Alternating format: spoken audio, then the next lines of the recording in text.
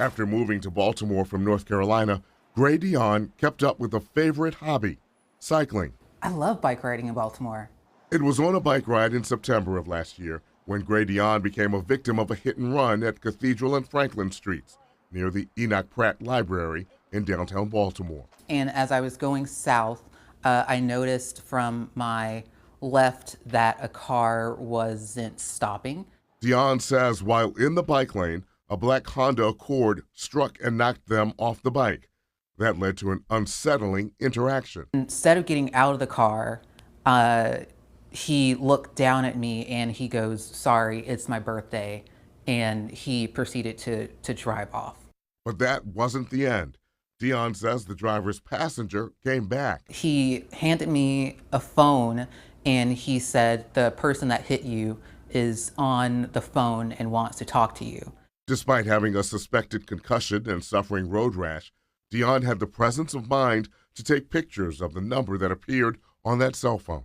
The passenger left, but then the driver came back.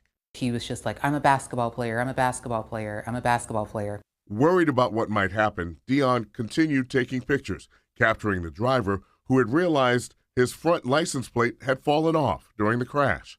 Dionn claims he picked up the plate and left. I thought it was really bold. It was really bold.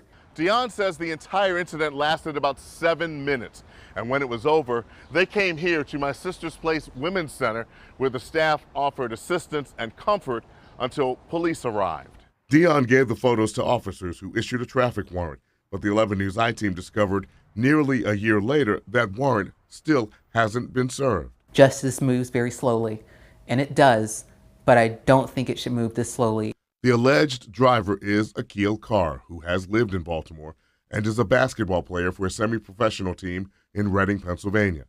Police confirm the incident happened on his birthday.